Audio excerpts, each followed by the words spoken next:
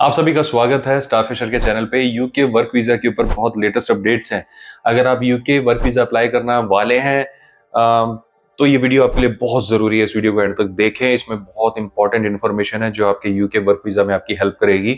और अगर आप अप्लाई कर चुके हैं तो भी आप ये वीडियो ज़रूर देखें, इसमें फिर आपको पता चलेगा कि नेक्स्ट क्या करना है। देखिए, सबसे पहले तो मैं आपको कुछ अपडेट्स ये देना चाहता हूँ कि यूके गवर्नमेंट जो यूके की, I am not talking about embassy, high commission नहीं बोल रहा हूँ मैं। आमतौर पे हमारी बात वीज़ा से रिलेटेड, हाई कमीशन से रिलेटेड होती है। यहाँ पर जो अपडेट है वो यूके की गवर्नमेंट की तरफ से है। यूके की गवर्नमेंट ने वर्क वीज़ा की पॉलिसीज़ को बहुत टाइट कर दिया है। पहला अपडेट ये है। इसका मतलब क्या है? स्टेप बाय स्टेप चलते हैं। पहला अपडेट ये, इसका मतलब क्या है कि वर्क वीज़ा की पॉलिसी को टाइट कर दिया। इसका मतलब ये है कि यूके के वर्क वीज़ा का जो सक्सेस रेशियो है आने वाले कुछ समय के लिए, कम से कम 1 साल तक तो अच्छा नहीं चलने वाला है।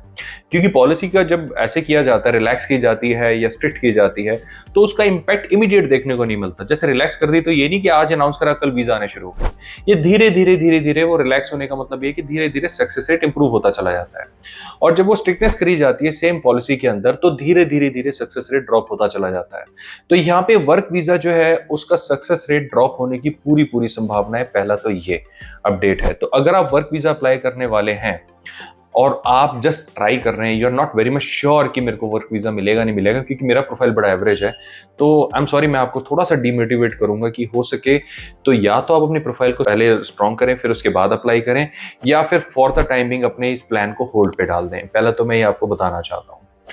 दूसरा अपडेट ये है कि यूके ने जितने भी स्टूडेंट्स आते हैं या वहाँ पे जो माइग्रेंट वर्कर्स आ रहे थे, खास तौर से स्टूडेंट्स को इस चीज़ में टारगेट किया है कि अब वो अपनी फैमिली को नहीं बुला पाएंगे।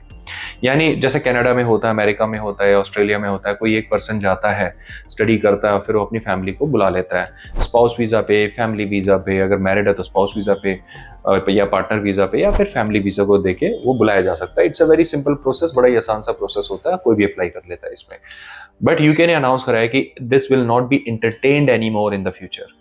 तो यानी अगर आप स्टूडेंट वीजा में जा रहे हैं बट आपका स्ट्रेटेजिक प्लान ये है कि मैं यूके जाके अपनी पूरी फैमिली को कॉल करूंगा, तो ये प्लान भी आगे थोड़ा सा आपको जेपरडाइज कर सकता है। इसमें भी सक्सेस रेट आपका बहुत स्ट्रांग तरीके से ड्रॉप हो सकता है। और अगर मान लीजिए वीजा मिल भी जाता है तो उस केस में आपकी फैमिली को रेजिडेंसी मिलना थोड़ा सा और कॉम्प्लिकेट हो जाएगा। तो कुल मिला के माइग्रेंट्स को डीमोटिवेट किया जा रहा है कि आप यूके को चूज ना करें। सेकंड पॉइंट तो ये है। थर्ड पॉइंट है कि वहाँ पे जो हेल्थ केयर सर्विसेज हैं, तो जो डिपार्टमेंट्स हैं जो हेल्थ केयर सर्विसेज को देखते हैं, मेडिकल डिपार्टमेंट जो है, वहाँ पे बहुत डिस्टर्बेंस है। उनकी लगातार कंप्लेंट है कि भाई जो आप ग्रांट देते हैं माइग्रेंट्स को वो बंद करें, उस ग्रांट्स का मिसयूज हो रहा है। बहुत, ये न्यूज़ में भी बहुत आ रहा है, मैं कोई नई बात नहीं बता रहा हूँ, और ये आज से नहीं आ रहा है, काफ़ी टाइम से आ रहा है। बट स्टेटमेंट्स अब आने लगी हैं यूके गवर्नमेंट की तरफ से। तो इसका मतलब ये भी है कि काफ़ी सारे हम में से लोग वहाँ पर ऐसे भी जाते होते होंगे जो ये सोचते होंगे कि वहाँ पर जाकर हम असाइलम फाइल कर देंगे और ग्रांट लेना शुरू कर देंगे। मेडिकल ग्रांट भी एक चीज़ होती है जो वहाँ मिलती है, तो वो भी मुश्किल होने वाली है, और वो भी ऐसा लगता है कि ईजिली नहीं हो पाएगा। तो अगर कोई पर्सन आने वाले फ्यूचर में अभी ये सोच रहा है कि मैं वहाँ पर जाके असाइलम पुट ऑन कर दूंगा और ग्रांट्स वगैरह लेना शुरू कर दूंगा, देखिए ग्रांट कई तरह के होते हैं। मैं तो मेडिकल ग्रांट बता रहा हूँ। एक ग्रांट होता है जो बेरोजगारी भत्ता जिसे कहते हैं, अनएम्प्लॉयमेंट के थ्रू मिलता है, यानी आपको जॉब नहीं मिल पा रही है तो भी सरकार आपको सपोर्ट करती है।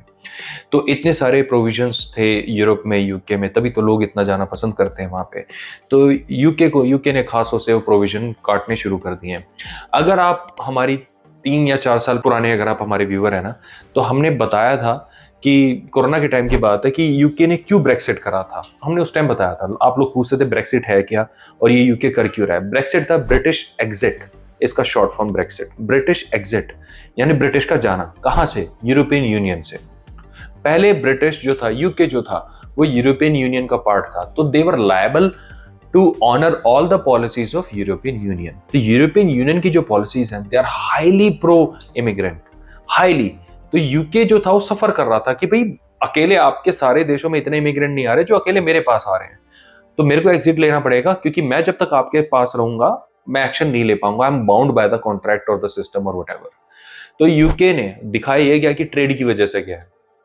ट्रेड भी एक रीजन था, बट वो इतना बड़ा नहीं था। मेन रीजन था माइग्रेशन को कर्ब करना। अब देखिए 5 साल हो गए हैं मोटा मोटा ब्रेक्सिट को हुए हुए, और एक्शन जो है पिछले एक साल से या अभी लेटेस्ट से ही इतने ज्यादा लेने शुरू करे हैं। हाँ, पहले भी ये था कि पीआर की पॉलिसीज का बिल्कुल ही गर्दन घोट दी थी, पीआर मिलनी बंद हो गई थी लोगों को, और अब तो ऑफिशियली अनाउंस भी सरकारें करने लगी हैं यूके में, जो पहले नहीं करती होती थी, कि भाई आप मत आए इस देश में, कंसिडर मत करें हमारे देश को, अगर आपका प्लान यहाँ पे रिफ्यूजी असाइलम लेने का है तो प्लीज मत आए। ये सीधे सीधे वो लोग बोल रहे हैं। दूसरा वो ये कह रहे हैं, अगर आप स्टूडेंट के लिए आ रहे हैं, बिल्कुल most welcome, as a student आप हमारे देश में आए, पढ़ाई करें, फिर वापस जाएं। या फिर अगर आप यहाँ पर सेटल होने की कोशिश करते हैं तो आई एम सॉरी टू से, हम आपकी फैमिली को अलाउ नहीं कर पाएंगे। ये सारी की सारी जो चीजें हैं ना, ये कहीं ना कहीं माइग्रेशन को रोकने की टेक्निक सी कह लीजिए या पॉलिसीज कह लीजिए हैं। और ये जो गवर्नमेंट जो आजकल पावर में है या आने वाले हैं, ये पब्लिक मूड के हिसाब से डिसीजन ले रही है, क्योंकि public mood is so anti immigrant right now in UK. तो उनके फेवर की बातें करी जा रही हैं, उनको पहले आगे रखा जा रहा है। ये ग्रांट सिस्टम की वजह से बिलियंस ऑफ पाउंड्स जो वहां पे लग रहे थे, वो उसको बचाने की कोशिश की जा रही है। तो अगर आप यूके कंसीडर कर रहे थे अभी के लिए, वर्क के लिए, लॉन्ग टर्म रहने के लिए, रेजिडेंसीज के लिए, तो मैं आपको बोलूंगा थोड़ी सी रिसर्च अपनी और करें, हो सके तो सेकंड थॉट लेकर आएं। और अगर आपका यूके ही जाने का ही मन है, या फिर बहुत ही सीरियस रीजन है कि और कहीं मैं नहीं जा सकता, सिर्फ यूके ही है, तो आप मेंटली तैयार हो जाएं कि रेजिडेंसी प्रोसेसेस जो हैं वो लंबे टाइम तक चलने वाले हैं, और काफ़ी बाद में जाके आपको इसकी रेजिडेंसीज की एप्लीकेशन अप्रूवल मिलेंगी। राइट, तो ये इतना इमीडिएट नहीं होगा जो पहले तक होता था। तो ये वीडियो के थ्रू मैं आप लोगों को ये यूके वर्क वीज़ा और माइग्रेशन के जो लेटेस्ट रूल्स हैं यही बताना चाह रहा था। I am very much sure कि ये इन्फॉर्मेशन आपके काफ़ी यूज़ में आई होगी। और अगर आप किसी भी देश का वर्क वीज़ा लेना चाहते हैं तो इस चैनल पे हर देश के वर्क वीज़ा के प्रोसेस की इन्फॉर्मेशन अवेलेबल है, जो आप खुद कर सकते हैं। आप हमारे थ्रू भी कराते हैं तो हमें भी आप एक्सेस कर सकते हैं। हम डायरेक्ट भी करते हैं, कंसल्टेंट्स के थ्रू भी करते हैं, लॉयर्स के थ्रू भी करते हैं। ये जब आपकी एप्लीकेशन आती है तो हमारे जो वीज़ा काउंसलर्स हैं वो आपकी हेल्प करते हैं ये समझाने में आपको। अपना समय देने के लिए बहुत बहुत धन्यवाद। बहुत जल्द फिर मिलेंगे। Bye bye.